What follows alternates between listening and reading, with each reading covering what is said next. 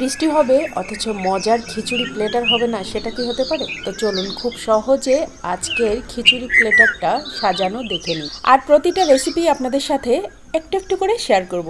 আশা করছি আমার আজকের ভিডিওটা নতুন রাঁধুনি আপুদের অনেক কাজে লাগবে। তো চলুন শুরু করি। এখানে হচ্ছে মিষ্টি কুমড়া কিছু আমি সিদ্ধ করে নিয়েছি, আর তাতে দিয়ে দিয়েছি কিছু কাঁচা মরিচ আর কাঁচা পেঁয়াজ কুচি। দুইটা দেশি পেঁয়াজ কুচি করেছি, বেশ একটু বড় বড় সাইজের দেশি পেঁয়াজ। আর সাথে নিয়েছি 5-6টা কাঁচামরিচ কুচি করে। মরিচটা যে যার যার স্বাদ অনুসারে দিয়ে দিবেন। আর দিয়ে দিচ্ছি ঘানি ভাঙা খাঁটি সরিষার তেল। এখানে সরিষার তেল দিলাম 1 টেবিল চামচের মতো। আর আমি মিষ্টি কুমড়াটা সিদ্ধ করার সময় লবণ দিয়ে সিদ্ধ করে নিয়েছিলাম, তার জন্য এখানে আর কোনো লবণ দিলাম না। আর এখানে আমি প্রায় 500 গ্রামের মতো মিষ্টি কুমড়া সিদ্ধ করে নিয়েছি। ব্যাস, এখন সব কিছু একসাথে মাখিয়ে নিলে কিন্তু ভর্তাটা তৈরি হয়ে যাবে। কাঁচামরিচ, কাঁচা পেঁয়াজ আর সরিষার তেল দিয়ে মিষ্টি কুমড়ার এই ভর্তাটা অসাধারণ লাগে। গরম ভাত দিয়ে খেতেও কিন্তু দারুণ লাগে। তো আমার ভর্তাটা কিন্তু করা কমপ্লিট হয়ে গেল। এখন আমি বাদবাকি রান্নাগুলো আপনাদের সাথে একটু একটু করে শেয়ার করব। তো প্রথমে আমি খিচুড়ি রান্নাটা করে নিব। ভর্তাটা আমি বানিয়ে নিলাম সবার প্রথমে। এখন খিচুড়ি রান্নার দিকে চলে যাব।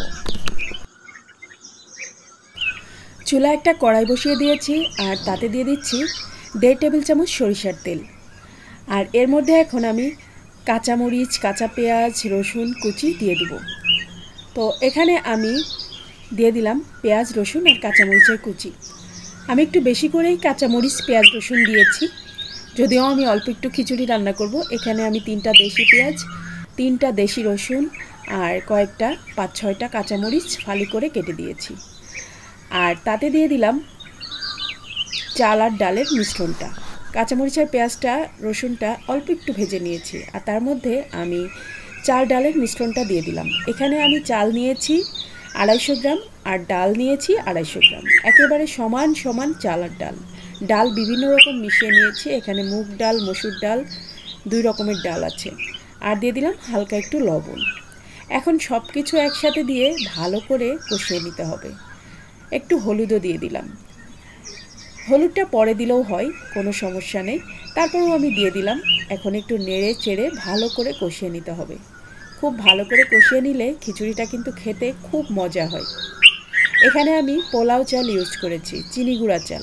আপনারা চাইলে ভাত রান্না করা যে চালটা আছে, সিদ্ধ চাল, সেটাও ইউজ করতে পারেন, বা কালিজিরা চালটাও ইউজ করতে পারেন। ব্যাস, চালটা ভালো করে কষিয়ে নেওয়ার পরে এর মধ্যে আমি পানি দিব। যে পরিমাণ চাল ডাল নিয়েছি ঠিক তার ডাবল পরিমাণ পানি দিয়ে আমি এটাকে চুলার মিডিয়াম হিটে বসিয়ে রাখবো। 15 থেকে 20 মিনিট লাগবে খিচুড়িটা হতে। এদিকে খিচুড়িটা হতে থাক, আর আমি অন্য চুলায় বেগুন ভাজা বসিয়ে দিচ্ছি। এখানে বেগুন ভাজা করার জন্য আমি বেগুনগুলোকে ম্যারিনেট করে রেখেছিলাম। একটুখানি আদা বাটা, একটু রসুন বাটা, হলুদ আর মরিচের গুঁড়া আর লবণ দিয়ে ম্যারিনেট করে রেখেছিলাম 15 মিনিটের মতো। এখন এই বেগুনটাকে আমি দিয়ে দিচ্ছি তেলের মধ্যে। এখানে আমি তেল দিয়েছি 3 টেবিল চামচের মতো সরিষার তেল। আপনারা চাইলে সয়াবিন তেলও ইউজ করতে পারেন, বাট আমি সরিষার তেল খাই, তাই সব কিছুতে সরিষার তেলটাই দিই। এখন বেগুনগুলো দেওয়ার পরে বেগুনগুলোকে একটু ঢাকনা দিয়ে ঢেকে রাখবো। এতে করে অল্প তেলেই বেগুনটা ভাজা হয়ে যাবে, আর বেশি তেল দেয়া লাগবে না। তো দেখেন আমার কিন্তু বেগুন ভাজাও হয়ে গেল, এদিকে ভর্তাও হয়ে গিয়েছে, এদিকে খিচুড়িটাও কিন্তু হচ্ছে। বেগুন ভাজাটা এত মজা হয়েছে যে আমি আপনাদের বলে বোঝাতে পারবো না। যে রেসিপিটা বললাম ঠিক এভাবে করে বেগুন ভাজা করে দেখবেন, খুব মজা হয়। একটু আদা বাটা, একটু রসুন বাটা আর হলুদ, মরিচ, লবণ এটা দিয়ে ম্যারিনেট করে 15 মিনিট রেখে তারপর বেগুনগুলোকে এরকম ভেজে নিলে দারুণ সুন্দর বেগুন ভাজা হয়। তো আমি বেগুনগুলোকে এখন উঠিয়ে নিব। এক ব্যাচ ভাজা হয়ে গেলে আর এক ব্যাচ ভেজে নিব। বেগুন ভাজাটা খেতে এত মজা হয়, এভাবে বেগুন ভাজা করলে সেই রকম মজা হয়। তো আর এক ব্যাচ বেগুন ভাজা দিয়ে ঠিক সেম প্রসেসে আমি ঢাকনা দিয়ে ঢেকে এটাকে ভেজে নিব। চুলার তাপমাত্রা অবশ্যই মিডিয়াম টু লো থাকতে হবে। খিচুড়িটা রান্না করা হয়ে গিয়েছে। এখন এর মধ্যে আমি কিছুটা গাওয়া ঘি দিয়ে ঢাকনা দিয়ে ঢেকে দমে রেখে দিব আরও 15 মিনিট। আর এর মধ্যে আমি ডিম ভাজাটাও করে নিব। তো এই গাওয়া ঘিটা আমার নিজের হাতে তৈরি করা। এই রেসিপি কিন্তু আমার কুকিং চ্যানেল গৃহসুখনে দেয়াই আছে। এখন গাওয়া ঘি দিয়ে দিলাম 1.5 টেবিল চামচের মতো। গাওয়া ঘিটা যত বেশি দেওয়া যায় ততই বেশি মজা হয়। তবে আমার হাতের তৈরি গাওয়া ঘি এতটাই বেশি টেস্টি, অল্প একটু দিলেই খুব মজা হয়। তো আমি এখানে 1.5 টেবিল চামচের মতো গাওয়া ঘি দিয়ে এটাকে ঢাকনা দিয়ে ঢেকে দমে রেখে দিলাম। আর এদিকে বেগুন ভাজাটাও কিন্তু হয়ে গিয়েছে। পরের যে ব্যাচ বেগুন ভাজা দিয়েছিলাম সেটাও কিন্তু হয়ে গেল। বেগুন ভাজাগুলো হয়ে গিয়েছে।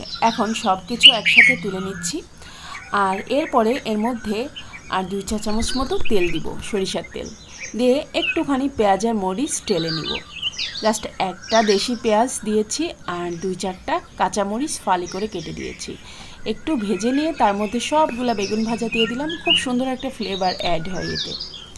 আর এখন এটাকে ঢাকনা দিয়ে ঢেকে রেখে দিব 10 মিনিটের জন্য।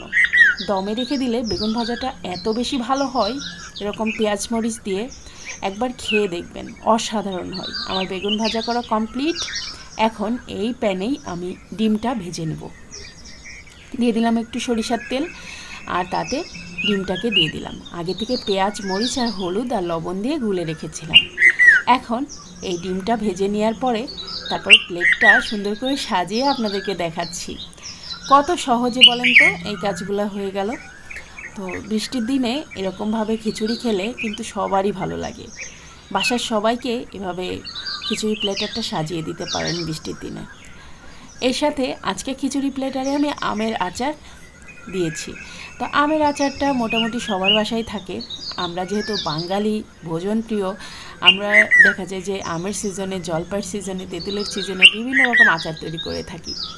তো আমের আচার আমি এখানে আজকে খিচুড়ি প্লেটারের সাথে দিয়েছি। চাইলে আপনারা যে কোনো ধরনের আচার খেতে পারেন। ডিম ভাজিটাও খুব মজা করে নিয়েছি। এখন চলেন প্লেটারটা সাজিয়ে ফেলি। তো আজকের এই সহজ রেসিপিগুলো আপনাদের কেমন লাগলো আমাকে কমেন্ট করে জানাবেন। খুব সহজে কিন্তু এই রান্নাগুলো আমি সব করে ফেললাম, দেখতেই পেরেছেন। আর এত সহজে করে এত মজা করে খাওয়া যায়, এটা আসলে আপনারা না করলে বুঝতে পারবেন না।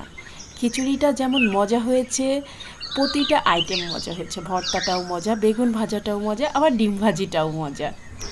আর এই বৃষ্টির দিনে এরকম একটা প্লেট আপনি যদি আপনার বাড়ির কাউকে সাজিয়ে দেন, সে আপনার প্রশংসা করতে বাধ্য হবে। আমার বাচ্চারা এ ধরনের খাবার খেতে খুব পছন্দ করে, আর তাছাড়া আমার হাজব্যান্ডও খুব পছন্দ করে। আজকে খিচুড়ি রান্না করার পরে আমি কিন্তু এমন কোনো আইটেম করিনি যেটা হচ্ছে অনেক বেশি কঠিন রেসিপি। খুব সহজ রেসিপি আমার মনে হয় সবাই পারে। এই রেসিপিগুলো পারে না এমন কোনো মানুষ আমার মনে হয় না নাই। সবাই পারে, মোটামুটি সবাই পারে। তো বৃষ্টির দিনে আমরা কিন্তু এভাবে মজার খাবার তৈরি করে ঘরে নিজেরা খেতে পারি, প্লাস ঘরে সবাইকে খাওয়াতে পারি। আজকের ভিডিওটা আপনাদের কার কাছে কেমন লেগেছে আমাকে কমেন্ট করে জানাবেন। আপনাদের সুন্দর কমেন্ট করতে আমার অনেক বেশি ভালো লাগে। আশা করছি নতুন রাঁধুনি আপুরা আমার আজকের ভিডিওটা দেখে অনেক বেশি উপকৃত হবেন। খুব সহজেই এভাবে করে রান্না করে বাড়ির সবাইকে চমকে দিতে পারবেন। তো খিচুড়িটা তুলে নিয়েছি। আজকের খিচুড়িটা এতই মজা হয়েছে যে আমি আপনাদেরকে বলে বোঝাতে পারবো না। আর সাথে দিয়ে দিচ্ছি মিষ্টি কুমড়া ভর্তা। এই মিষ্টি কুমড়া ভর্তাটাও খুবই টেস্টি হয়। আর দিয়ে দিচ্ছি ডিম ভাজা। এখানে আমি আমার মেয়েদের প্লেটটা সাজিয়ে নিচ্ছি। আমি সবসময় আমার 2 মেয়ের প্লেটটা একটু সুন্দর করে সাজিয়ে দেওয়ার চেষ্টা করি। আর ওরা সবসময় ছুটির দিনগুলোতে বাবার হাতে খেতে বেশি পছন্দ করে। মা প্লেটটা সাজিয়ে দেয় আর বাবা নিজ হাতে খাওয়াই দেয়। ওরা এটা খুব এনজয় করে। বাবা খাওয়াই দেয়, মা সুন্দর করে প্লেট সাজায় দেয়। আলহামদুলিল্লাহ, আমাদেরও খুব ভালো লাগে। ছোট বাচ্চাদেরকে একটু সময় দিতে পারলে সবারই ভালো লাগে। আর সবারই উচিত বাচ্চাদেরকে একটু বেশি সময় দেওয়া আর পুষ্টিকর খাবার বাচ্চাদেরকে খেতে দেওয়া। সাথে দিয়ে দিলাম একটু আচার। এখানে আমি দিয়েছি আমের আচার। আপনারা চাইলে যে কোনো ধরনের আচারই খেতে পারেন খিচুড়ির সাথে।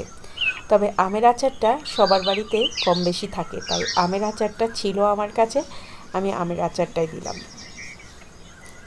আর এখন আমি এই প্লেটটা আমার বাচ্চাদের জন্য রুমে নিয়ে যাব আর ওদের বাবা ওদেরকে খাওয়াই দিবে। সকালবেলা ওরা বিছনায় বসে বসে খায়, ডাইনিং টেবিলে বসে খায় না। তো এখন আমার বাচ্চারা মজা করে খাবে, সেই ভিডিওটা আপনাদেরকে পরে দেখাবো ইনশাআল্লাহ। আজকের ভিডিওতে ওদের খাওয়ার ভিডিওটা অ্যাড করিনি। তো আজকের মতো আল্লাহ হাফেজ। সবাই ভালো থাকবেন, সুস্থ থাকবেন, নিরাপদে থাকবেন। আমার বাচ্চা দুষ্টামি শুরু করেছে। আল্লাহ হাফেজ।